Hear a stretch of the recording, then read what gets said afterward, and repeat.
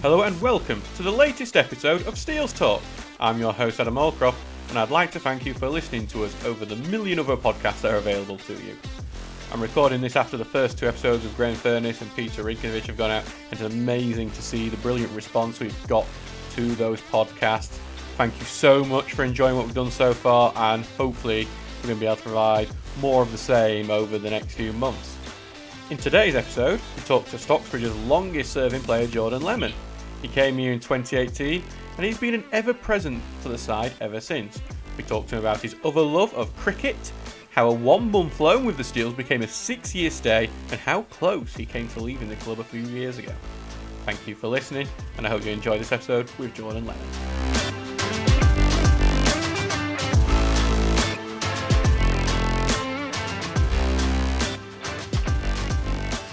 Well, hello Jordan, thank you for coming on to Steele's Talk, the first current Stocksbridge player to come on and talk to me. You're the brave one, I think.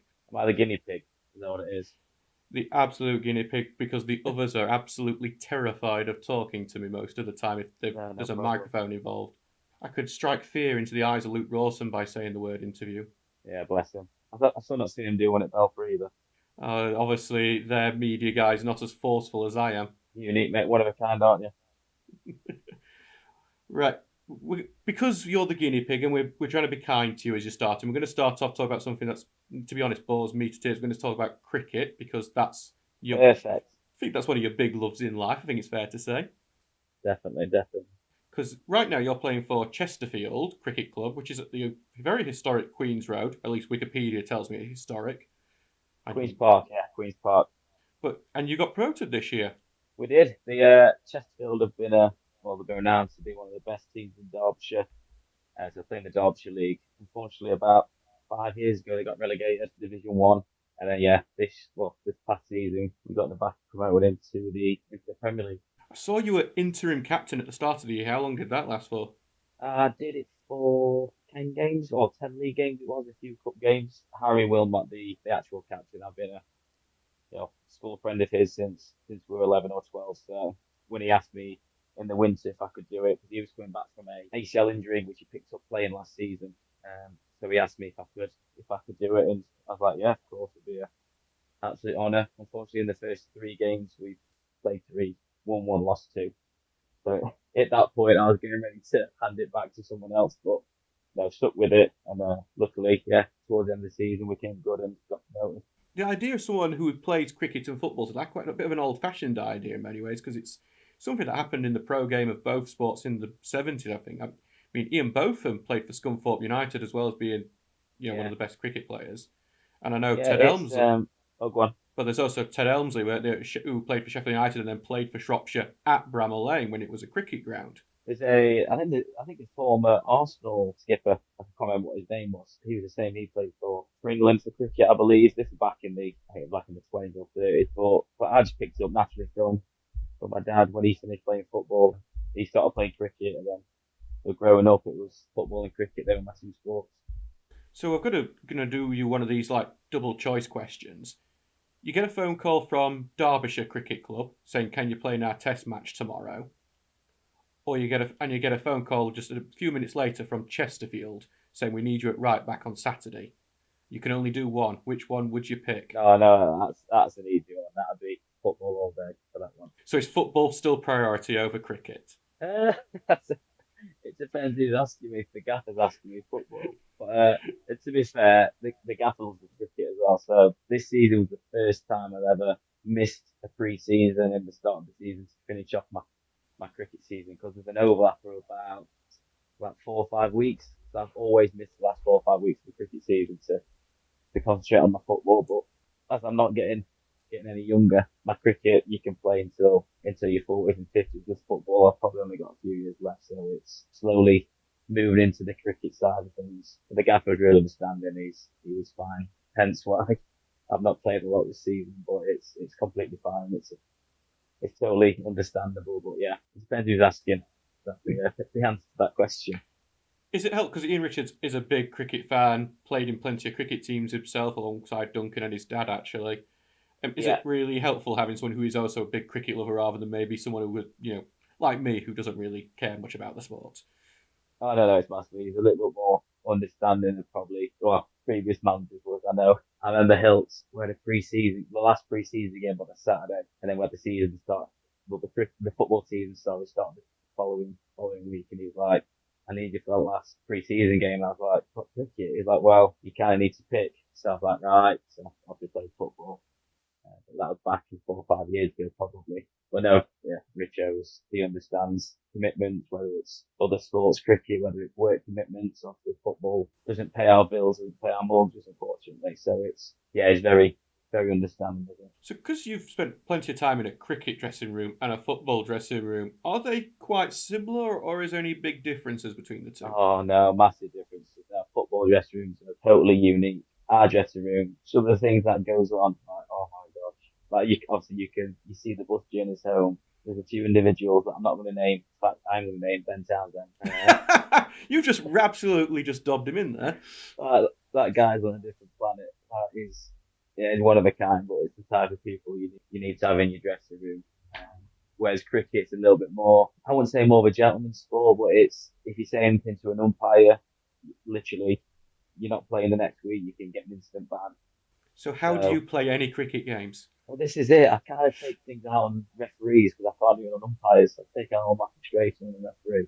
But isn't it the case? Because obviously in cricket you must be in the dressing room a lot. Because is it the case when you're batting and you're not in it, you either have gone out or you're still waiting, you're all in the dressing room together? Yeah, so it's a weird one, cricket, because it's an individual sport within a team sport. So yeah, as being a bat, you could be out there for 5 minutes, you could be out there batting for 2 hours, and you're soon back in the dressing room. But yeah, everyone stays there and watches the game, sits together. But it's a little bit more chilled. Some guys even like to go for a little sleep before they go out to bat and stuff like that. So it's a little bit more chilled out. There's no loud music on in the change rooms, etc. It's a very chilled environment.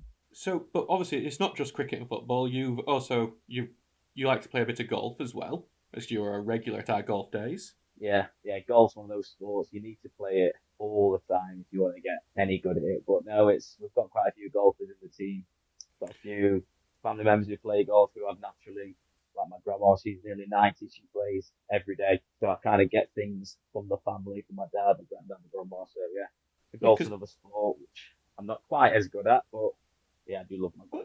you say this, but I've done my research and found out at aged 13 you got a hole in one with your family watching. Yeah, it was my grandma was it was her lady, she was lady captain, so it was lady captain's day up in she's from the northeast, so up in Newcastle, and yeah, I was one of the guests there playing, and the fourth hole went back on yourself, it went across where the clubhouse is, and yeah, I was 13. I actually thinned it, I didn't hit it well, and yeah, went straight in, and I just ran off, and everyone was watching. Was it proper football? So was it a knee slide on the green? Not quite, not, I've been chucked off, it was more of a just running around like Shearer with one hand in the air. Is that a Middlesbrough fan saying they ran round like Shearer?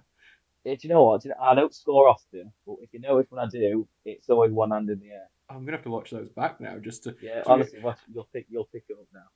you're one of the few we've got every single goal for on film. Admittedly, that's Yeah, on one hand, but yeah. I don't know if that's a good thing or a bad thing.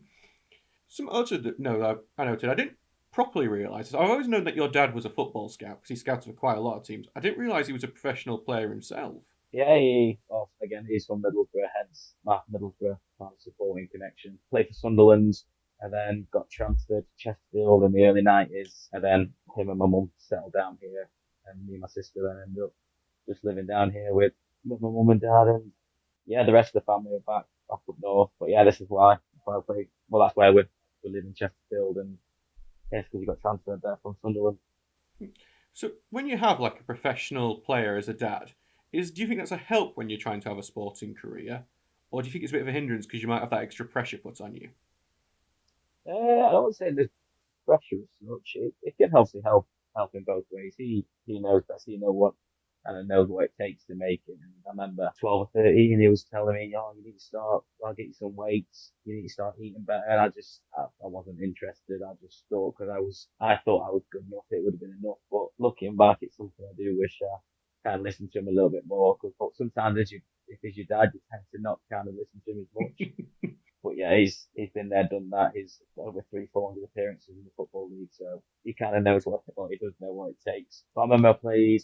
played for Shirebrook. I was like 17 or 18 away Heanor in the FA Vars. And some of the Heanor, I think one or two of the Heanor fans, I was playing right wing at the time and shouted on, like effing and jeffing, you're a failed footballer, your dad will be ashamed, look at the career he's had. I was like, what? Why is that irrelevant? I don't get why you're shouting that at me. But no, and to say it doesn't get to come a lot of our games. Just obviously he's always watching players and other teams doing team reports or whatever team he's scouting for. But he did go to the game at home to Pickering. That's for that left-footed volley. So he was a bit shocked to see that one going. Does that mean we need to get him back to more games so you score more goals? Yeah, he can do. He can. I think he might be coming to the Cleethorpes game away. So that could be a good omen. So, the follow-up question was going to be that when your dad has come to see you, as he is a scout, has he ever spotted any players that he's gone recommended to the club he's working for at the time? Yeah. So I've told him about Iggy. I think Iggy's on loan from Hull with us and is most definitely going to go on to bigger and better things than Stockbridge. That's no offence, obviously, to our club, I think but we can all see it. He is a fantastic defender. he's an old-fashioned centre half, and for a young lad, yeah, he's going to be a Oh, really good player. Who else? So Lewis, who used to play for us, yeah, that's Lewis Lewis Witham. Whittam. Unfortunately, Lewis did his knee, uh, but my dad knew about him. Told him about a fullback for Newcastle Town. He went up to sign for Salford. And then when I was at Stamford just for a few games in pre-season, we had a centre midfielder, Giovanni Brown. We played Scunthorpe in a pre-season friendly, and he did really well against. Giovanni Brown was no longer with Stamford the week after and went on and signed for Cambridge. But yeah, there's been a few really good players. I remember the fullback for Stockton. I forgot what his name is, the right back. Oh, a load of those players were I really know, good for I know they're all. Stockton. Yeah, told him about him. He went and got watched a few times, but unfortunately, I didn't take a punt on him. But yeah, there's been a few. So I do keep a lookout for any players that we have So or you're a players that sort we of play mini against. scout. Mini scouter than the non-league system because to be fair, clubs, especially as it call out at the minute, and they're unfortunately not doing very well in League Two. But yeah, the non-league is sometimes where if you can find a good young player, then yeah, there's a chance for them to get picked up. We certain examples. You played alongside Harrison Biggins, didn't you, as well, or was that just No, afterwards? no, no. Harrison. I played against Harrison for numerous clubs, but no, I didn't play. I didn't play with Harrison. I say just didn't align because obviously he's the biggest, latest name to come from Stocksbridge, but obviously we have Yeah, one particular name that I think I've got to down a shot on if I mention him as a way to yeah. try and limit me mentioning him. Let's not mention him. Scott Hogan, we're obviously talking about. Yeah, that's it. And Jack Wilson. Yeah, these strikers, I don't get it. If you even like beforehand, before the certain player, it was always strikers that came from Stocksbridge because it was Lee I Mills in can't the believe Ringy 90s. didn't get moved. He's too loyal, you see. Yeah, that's it. Can't buy loads of these days. Something else I noticed while looking into is that you seem to have done a lot of coaching in America when you were young. What was all of that about? Someone came into our college, so I must have been 18. No, I was 19. I was in my third year at college, just playing for the college team. Wasn't really taking kind of not football seriously, but it wasn't kind of my main priority. I wanted to go on to uni, etc. But then someone came into the college, gave a big kind of seminar on opportunities in America, and then me and one of my close pals, Brad, he just was like, yeah, let's go for it. So did 2 summers there for about 3 months, and then my third year I went over for about 9 months. Got kind of a club. I got given Cincinnati United, and I was just coaching their young ones from ages from like 6 up to about 10. But yeah, I absolutely loved it over there. So, what was it like being a young man over in America, presumably away from family? Was it Oh, I a hated lot? it. Hated every second of it. It was yeah, horrible. Didn't enjoy it. Plenty of trouble did you get into from the sounds of it then? No, silly. That was Ben. Was it Ben Townsend with you, Yeah, did you say? yeah. No, in it with me. Ben and Ross did a summer over there. They was based up in Connecticut, so I wasn't where they were based. But yeah, they did a summer in America as well. Is this just something that people from Chesterfield go do? If they're interested in football, they go coach in America. Yeah, I think. Well, especially when you're young, if you're 18, 19, yeah, the opportunities over in America, everything's paid for. Yeah, go have some fun, coach a bit of football, and We've seen quite a lot of lads from non-league go do these scholarships in America. Kurt and Danny Deacon is one of them. and it led to Danny Deakin's favourite thing of we get to mention Kaká to him every 10 seconds, Yeah, as if he's not totally sick of it yet. But is that something you wish you had done? Is got joined one of those colleges and had the scholarship route and got I educated over tried. there? No, I tried.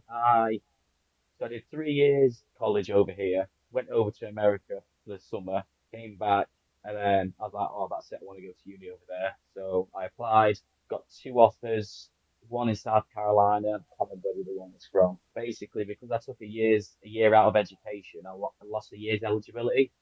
So I couldn't got given a Uh, full scholarship. So I had to pay like it's something like £80,000 or dollars, and they don't do student loans or anything like that in America. And so it's I couldn't obviously afford, or my parents couldn't afford to do that. I don't think it's 80. I think it's 50,000 actually.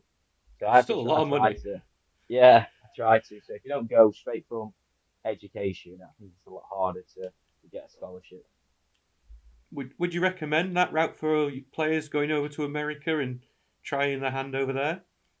Playing wise, I'm not sure. Obviously, Kurt and Deeks have played there. Moz has played over there as well. I think Moz actually played in the top university league over there, so he played at a really high standard. But I wouldn't know. Coaching, and if you just want to go and explore the world for being a young 17, 18, 19-year-old, then yeah, go for it. I'm going to talk about Stockbridge soon, but firstly, I want to ask about another club that I quite like because it's a team I went to see a lot of, and it probably turns out I probably saw a lot of you because I was at university the same time you're there. But Lincoln United, because you are a fan favourite over there, I believe. Yeah, I'll tell. No, I'm not gonna tell a story as such, but yeah, I wind the lads up at Stocksbridge because, well, until last year, until Matt Cotton got into the team of the year, yeah, I don't know how, but yeah, I got into the team of the year in 2017 season, playing fullback, and I always remind Tinks, a few of the other lads, like, oh, team of the year, have you got it yet? Oh, no, what's a shame. You mean Ben But Townsend doesn't bring the fact up to he was on the bench for Team of the yeah, Year? well, it's just typical Townsend, isn't it? But no, Lincoln United are not non-league starter for me, but yeah, they kind of give me an opportunity, and the manager at the time, Fretz, who I played for and under numerous different clubs. Yeah, lovely club. Very similar to Stockbridge, to be honest, very community based. Lots of people behind the scenes who have got the club at the forefront of their mind and their interests. But no, I absolutely loved it. And obviously, if you went a few times, it's a lovely little club. The news has just come out about Callum Smith, who's been there for I think about 80 years now. He's just left the club. What can you tell me about Callum Smith? Because he's been there 17 years genuinely, and that's an extraordinary amount of time to be at one club. Oh no, it's insane. Again, you don't get that in no matter what level of football you play. Someone to be there for 17 years is insane. And yeah, it's such a good lad. It's one of the funniest guys I've ever met, Cal, and a really good player. And still is a good player. And I think he's gone to Boston Town, Yeah, I think that's what the I same saw as division. well. I don't know Yeah, Lincolnshire same that division. well, so No, I think there's a few ex-players. I know Fields is it, or might still be at Boston, so there still might be a connection there to a few old players. But no, yeah, to do what he's done and play, what was it, 600 games? I think he played for them. I think it's like 561, which is just that's Yeah, mad. yeah, great effort. Is there just something about Lincoln United that breeds loyalty? Because Matthew Cotton, you've mentioned, he's a top player. He always seems to score about 2 goals against us every time we face him. And when they did get relegated a couple of years to the Midlands League, I was like, well, surely he's going to make that move to another step 4 side or step 3, which is probably good for. But he stayed, hasn't he? And it seems like that Lincoln United have a lot of players who've been there for a long time. Yeah, that's just it sums up. That's what kind of club it is, and the people who are there. It's a club you want to play for and want to do well. Again, Cox he could have played much higher, probably 2 or 3 levels above what he played at. But again, some people aren't motivated or are motivated by different things. If he's happy to play at Lincoln United, then yeah, credit to him. So we'll move on to the move to Stocksbridge because you were at Matlock Town, which is another team I went to see loads of times before coming to Stocksbridge. You were Dave Frecklington was manager at the time, I believe, Yeah. and then you move on loan to Stocksbridge, and it was only meant to be a short term thing, wasn't it? Yeah, so yeah, Frex, who has with it Lincoln and Spalding, yeah, he took me to, or asked me to sign for Matlock back from Spalding. I think Matlock being kind of on my doorstep was a no-brainer. Played a few games, and went away to St. Neots in the one of the FA Trophy, I think it is. Got knocked out concussion, so I was out for, well, I couldn't play for 2 weeks. Went to play South Shields away, and I just got a phone call the night before. I was like, oh, like you're not in the squad tomorrow, but I want you to go out and get some games just so you're ready. I thought that's fine. No worries. Had kind of a relationship with Gilts, just we've always been in contact, just playing against Stocksbridge, and yeah, I always admire how his team played. Myself at Stocksbridge, the pitch an absolute carpet. Kind of like, yeah, let's ask him if he needed a right back for a month, and he was like, yeah, come join us. As I was on loan at Stocksbridge for this must be about the third week in, Prex released the other right back. So I was like, oh, perfect. I'll just straight back to that lot. And then a week later, he gives me a call. Obviously, I think he's going to ask me to come back. And he's like, oh, Len, I'm signing. I think it's Lee Beavers, his name is. He's ex like Lincoln City and Mansfield, like a season pro. He's like, I just need you just to stay at Fair Office State Stockbridge again this season. I was like, all right, cheers. So I ended up staying, and Prex ended up losing his job at Matlock. So yeah, ended up just staying, and yeah, loved it. Loved it every game since. Because it's been pretty much 6 years. Because it's December, I think, December Yeah, 2018. yeah. So did you had when you thought, oh, I'm just going there for a month? Did you ever think, oh, I'm still going to be there in 2024? Do you know what? I think it was Ross I spoke to. It might have been like a year or two in, and I said to him, I was like, I'll end up finishing my career at Stocksbridge. Like, it's again, lovely club. There's no need to go and want to play football elsewhere. Obviously, people, especially down at our level, playing for Stocksbridge, you can go to other clubs, lower divisions, and pick up double your money. I'm not going to name any names who's done that. And everyone's naturally, it's if you get offered more money in a different job, then why wouldn't you go and take it? So yeah, if people obviously want to move for different reasons, but I said to Ross years ago, I was like, I'll finish up my career at Stockbridge. I know that. So yeah, I don't have no plans on leaving unless the gaffer wants to get rid of it. So you were in what was actually a very good like Stocksbridge squad in 2018-19. That were very close to the playoffs, and we all know about Stocksbridge's lower budget, so it was very impressive. What was that squad like, and did you think that you would be able to push into the top five? Yeah, I think so. My actual first year, we were fighting relegation, and we had an unbelievable team, like insane. Don't know how they were fighting relegation, but yeah, the second year, no, I always knew budgets are irrelevant. Like it doesn't matter who you get in. Sometimes the more money you offer people, got a higher chance of getting kind of a few egos in your team and a few kind of players dropping down from step two, step three, and yeah, they've not got the kind of the club at heart or the club's best interest. They just want to go for a kind of a payday, which is fair enough. So sometimes actually having a lower budget can actually help a team in a I think weird way. Jack Tinker said the same when he was doing Dakia's documentary in the summer. Makes you hungrier. Yeah, yeah, it does it, and especially playing against other clubs who have got a lot better resources than us. Having that underdog mentality can kind of well, it does help you, and it gives you that extra 5-10% you need on a match day. Obviously, that Hilton squad was, and it was looking good before the pandemic hit as well in Yeah, 2020. Was it just a good spirit around the team? Because that was when I started coming in. You could tell that everyone was good friends within the squad. yeah, and to be fair, I think the budget's a lot worse now than it was in that kind of time. But yeah, it's quite similar to the squad we've got now. Just players wanting to play for the club, quite a few lads who were, he had a couple of Sheffield lads, a couple of Donny lads. So they kind of he had different kind of friendships within the squad. So no, it was a close knit squad, and yeah, it was a shame obviously COVID came and ruined it. Is there any stories you can tell about any of the lads in that squad? And although do make them legal, because I know Josh Nodder was in that squad. Yeah, this is it. It's just Nodder. That's all. I can't say anything. But it's Nodder. Does every squad need a character like that? Because obviously we've got Townsend now, and we know the things Townsend says, and it's very amusing. And Nodder seemed to fit that role before. And does every squad need a bit of a character? I think is the politest way of saying it. Oh no, definitely. It's massively important to a team's kind of a team's morale as well. Sometimes you can lose games and you need someone who's always positive, who's always gonna have a joke around and have a laugh with everyone. Otherwise, you're going into training, you're going into match days, just kind of all sat there. Especially the young lads these days, they just want to come and sit on the phone and not talk to anyone. So actually having Townsend there to annoy people, I think it's needed. Obviously, towards the end of Hilton's time, the very shortened season, it wasn't a brilliant time, other than a few odd games, and then he quit very quickly into 21-22. So we have that change. Ian Richards comes in after a bit. What was your thinking when Hilton left, and then when the change came of Ian Richards becoming the new manager?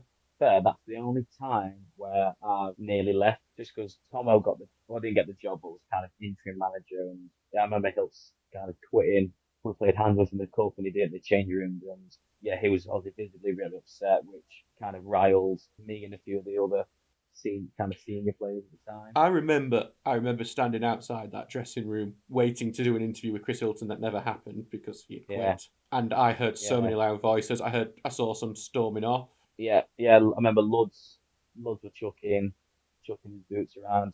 So he understood what the club meant to Hilts, and yeah, as players we massively let him down. But then Tomo kind of filled in, and he was Hilts' assistant, so everyone wanted to do well for Tomo. And then yeah, Lee Attenborough, who's the development manager, he was at Loughborough at the time. He was like, "Do you want to come in?" Yeah, 'cause there was two of the lads there who I played with at Lincoln, Nodder and Jaffa, seeing that Hilts obviously got, well, not sacked, but Hilts left. And he asked me if I wanted to come. I was like, oh. And that's the only time where I've been doing alright. But I wanted to have a conversation with Richo first before making a decision. And Richo's like, no, I want you to stay. So yeah, I ended up staying. I'm glad I did. So what did Richo say to you to persuade you to stay? No, it wasn't. Not. It wasn't anything to persuade me to stay. It was more of what his plans were for the club. He sat all the lads down and had a meeting and what he expected from everyone. In his first training session, the intensity just rose 30-40%. It was crazy, and it was someone who I knew straight away I was going to get along with him. And me and him always joke about it. But I kind of wish I had him as my manager back when I was like 20, 21, 22. Because I do feel like he'd have kicked me on a lot more than maybe previous managers would have. Just more in terms of kind of tactical sense, he's my manager, whereas my manager at the time, Frex, I love Frex to bits. He's the world for me. But Frex is an old school manager, and yeah, having a mixture of maybe Frex and Richer would have been an ideal combination. But yeah, he's a really good manager, and yeah, so I'm glad I stayed.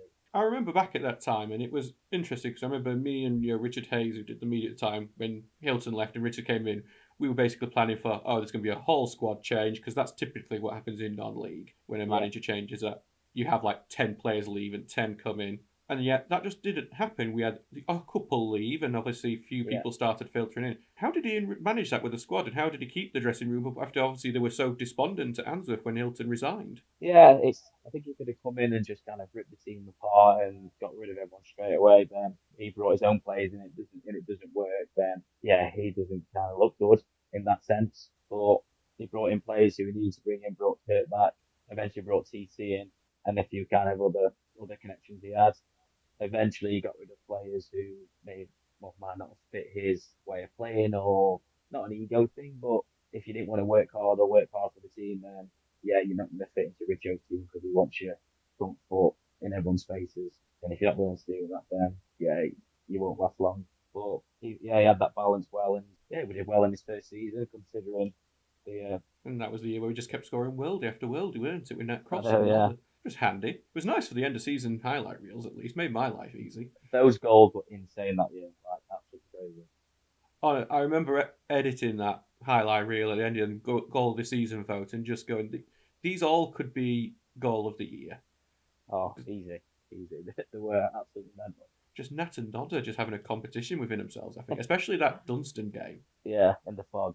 Oh god, there's that one. Yeah, you just remember the Stockton. No, I'm thinking, that was I was Stockton in the thinking fog. of Dunstan, the last home game where I think Nat took one Oh, from the 30 volley. yards and curled it, Yeah. and then yeah, Nodder just teed himself up for one. It was just like felt like they just wanted to outdo each other. No, I remember. Both really good players and still scoring goals like that to this day. Over time, obviously back then you were starting. Now you are more of a squad player, Hmm. and that has been a transition because we've had Bailey Baker. Now we've got Tom Charlesworth. There's Kyle Austin. I think snapping at both your heels at the moment Yeah. for a place in the first team. How has that transition been for you to accept that, most of the time I am going to be on the bench? A lot easier than I thought I'd have handled it. Yeah, again, me and Pete joke. Probably last year and the year before when I'm on the bench, like, I'm kicking and heading every single ball.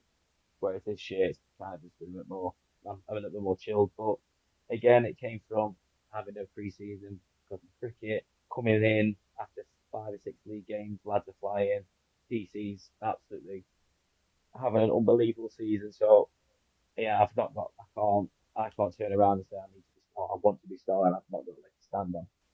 So yeah, I've just been waiting for my time, and obviously Tinks got suspended, but there were the 3 games I missed due to my work commitments. And now TC's suspended again, so I've had to fill in and come in it right back. But no, So I've had a conversation with Richo, and I understand what my role is and being that senior player and trying to help us, any of the young lads, because we have got a very, very young squad this year. And yeah, I'm looking more towards my career after football in terms of playing. I'm picking up a lot from Richo, and Richo's even sat me down and said if I need, or if I think that the team needs anything in terms of drills that need doing in training, or looking at it from different point of views, just to make sure to let him know. But yeah, eventually I want to get into kind of management and the coaching side of the non-league side. So yeah, Richo's a perfect kind of person to shadow and ask for advice as well as Ringy and Pete. So no, I've taken it very well, and I'm actually really, really enjoying my football this year, whether I'm playing or sat watching and giving as much advice and help as much as I can. secretly though, when we were at that Heaton Stannington match and TC gets that tackle and the red card comes in, are you secretly going, yes, that's 3 starts for me over the next few weeks? No, because it came over Boxing Day, New Year's Day, and now Cleethorpes away. So I would have much preferred to have a drink over Christmas. Uh, but no, I'll never think that. TC's been probably he probably has been our best player this year in terms of consistency. So the last thing I want to see is one of our best players get suspended. With Tom Charles, he was with us about 5 years ago when you were here at your first spell. Yeah. How has he changed? Because obviously now he is one of the best players in the squad, but back then I think you and Ben Rhodes were beating him to the right back spot. Yeah, he was only young. He was old. What was he? He was in what 19, 20 at the time. No, he's come back from playing week in week out at Penistone. Yeah, it's just that consistency he's got now is fitter than he's ever been. So yeah, you can't knock him. And fellow right back, absolutely love it. Did he have the hairband back then as well? He might have done. I don't know actually. He had long hair, but I don't think he had a headband in. So obviously that's something he's picked up at Penistone. Yeah, that's a good question actually. I'll have to ask him about that. But obviously James Morris was playing for that team as well, weren't he? Yeah, Moz on loan. To be fair, he was a speedboat no driver at the time. I think he was 19. The year before he went to America, and yeah, he was so quick, but he was like a rabbit in headlights. Like on his one-on-ones and stuff like that. But he's come back, and yeah, I don't know how we signed him from Matlock. I went to watch Matlock against Spalding a few months ago, and Moz played, and yeah, he was one of the best players on the pitch. So to then find out we were signing him, I was like, what? How? So credit to them again to Richo for selling him the dream of Stocksbridge again. But he'll go on and play higher. No doubt about that. He's an unbelievable striker. I think Chris Hilton might actually be coming on to this podcast soon. There has been some Oh, talk, and I might ask him which of his loanees is he going to recommend to Richo next. that's fair enough. Yeah. Seems to work out at the moment. Yeah, no, definitely. I'm trying to think of other ones that we Well, have there was that Mitch Langton as well, weren't there, who was Yeah, at the club Mitch before played. Yeah. and then came back and was a much better player when he came back. Yeah, he's a Rolls Royce Mitch. So we've covered why you stayed this on, but and you've just mentioned future plans. Is your plan to go into coaching after this? Yeah, not necessarily coach. I, I'm still, yeah, it's more, I'd like to stay in kind of non-league, because that's what I've known. I've had opportunities to go down the scouting route for, obviously, just like my dad has. But yeah, I've had conversations with my old man, and professional game, it's a fickle sport. And yeah, if you think there's no loyalty in non-league, then at the professional level, you get thrown under the bus left, right, and centre. So it'll come the next few years. I need to see whether I want to go into kind of non-league managing or kind of go down the scouting route. But yeah, I definitely want to stay in sport. And yeah, if I get a free Saturday, I don't know what to do with myself. So I'll definitely within the playing football or coaching, managing, scouting, doing whatever. So when Ian Richards gets picked up by Manchester United, obviously because they need someone to fix that mess, would you be wanting to take over the touchline at Brackenmore? I'd be the first one to put my hand up. I'd be knocking on Grange's door. So let's hope it doesn't go in the next 5 to 10 years. You've seen this on Twitter. We have been trying to collect some fan questions, Yeah. and I have had some sent privately as well. Oh, okay. I'm not going to ask them all. Don't worry. I'm sure most of them are not suitable for people's ears. So, first question is from Mike Bailey, a photographer we have up quite a Yeah. lot and someone else we're going to try and get on the podcast at some point. Which Stocksbridge player, past or present, would you most like to share a hot tub with? I'd like to share it with none of them. They're all scruffs. Who would I like to? Well, I've shared a hot tub with quite a few of them. I take them down to our work, for sort of few recovery sessions. Me and Tinks have had a few moments in the hot tub together, so yeah, I'll probably say my mate Tinks. Oh, how sweet. The next question is from Harry Verity, which is always a worrying thing to hear. How many times a day do you think about the time you turned into a prime David Seaman? And this is referring to your handball at Pontefract, where your Suarez moment, which Ed Hall then saved. I've got one of our customers at work, and I go visit them every 6 months. He's based in Ponty, and he's a massive Ponty fan, and he was there at that game. He didn't realise it was me till I went to my next meeting. I told him about it. I think about that quite often, and that was the last time I played at Ponty. I've always been suspended. Or last year, I just didn't get on last year, unfortunately. But yeah, previous 2 years I was suspended, even home and away. Yeah, hopefully I don't have to do that again, but if needed. Was that man the one that was shouting the expletives at you after you were watching from the tunnel? No, it wasn't him. What did he say to me? I can't remember. I can't repeat what he said to you, but because I watched it the other night, he swears at you quite loudly right in front of our camera. Yeah. He was not happy with you. No. Well, it has to be done, unfortunately, especially against Ponty. They're always big games, and yeah, they're a class team, they're a physical team, so yeah, any abuse is welcome. It was that season against Ponty because the reverse fixture was the Ben Partridge goal. Oh yeah, to be fair, it kind of kicked off there because I celebrated thinking we've won. I thought the ref gave full time, but he gave a foul, so I've ran on, and then it's not a full time, so I've kind of gone back to the dugout. Full time then happened, I ran back on, and then after one of their players just grabbed me by the neck. But that was unintentional. I thought the ref gave full time, that's why I ran on. But yeah, they're always good games against Ponty. All right, and this one's from Adam Teasdale, another one of our fantastic fans. Mm-hmm.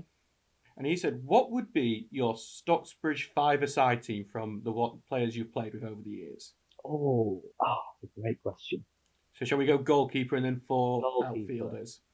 Oh, do I have to say Townsend? I mean, I'm not. I'm going to go Jacob Carney. He was unbelievable. That's going to drive Townsend mad. He's going to be on your case now. I mean, he did play for Man United. Currently playing at Newport. He played at Sunderland. So I think he just gets over Townsend. So however you set up your other 4. Yeah, I'm not going to pick myself because I'm crap at five-a-side. Are we thinking Reece Fielding or Charlie Oglesby? Nah, Chaz turns like Titanic. I won't pick Chaz. I'm probably going to go Iggy or El, one of those two. You got to pick. I'm going to force you to pick one. Elliot Owen. I'm going Elliot. Elliot's not bad on the ball as well. Yes, he's really good on the ball, isn't he? I didn't expect that. Yeah. Reece. I'm going to go Reece as well. Reece is good on the ball. So you've got 2 more players. So is that a midfielder and attacker you're thinking of here? I'm going to go Alec Wild in the field. He is a top player. On the midfielder, I'm going to go... It's five-a-side, mate. You've only got 1 more. You picked 2 defenders. Oh, yeah, I've done that. Wait, I've got 1 keeper, 2 defenders. Oh, yeah, I need an attacker then. I need an attacker, don't I? Okay, get rid of Reece. Oh, sorry, Reece. Yeah, I'll keep Elliot. Yeah, Alex Wild and Scott Rutherford is an unbelievable five-a-side player. Really? His touch is a joke, so I'm getting Scott in there. He's having a fantastic year. And then up top, I'm going Mangy. Well, just a shame he can't score penalties against us, isn't it? No, well, let's hope he keeps it that way, but yeah. I'm taking that digging because he's the loveliest person and he'll take it completely and be so nice, but then he'll score against us probably when we do on New Year's Day. Crowd. Yeah, well, this comes out after New Year's Day, thankfully, so... Good. But, yep, they were the fan questions. So, Joe, thank you very much for joining us. And just to tell everyone, we've had like half an hour's worth of technical issues trying to set this thing up beforehand, which has been making me turn bald trying to sort it out. Well, hopefully everything's all good and we've not bored everyone or people can listen to this and go to sleep. It's not a problem. I don't think we'll have bored anyone. I think you're being too harsh on yourself. I think it's been great to have, Stockbridge's longest serving player here. No problem. Thank you very much for joining us and going through all those technical issues. No, pleasure, mate. No, thanks for having me, and hopefully a few more players hop on, and yeah, looking forward, especially if Phil jumps on, that should be a... Definitely, we are going to try and wrangle some more players, especially from that era, very soon. So thank you very much, Jordan Lemon. No worries, thank you.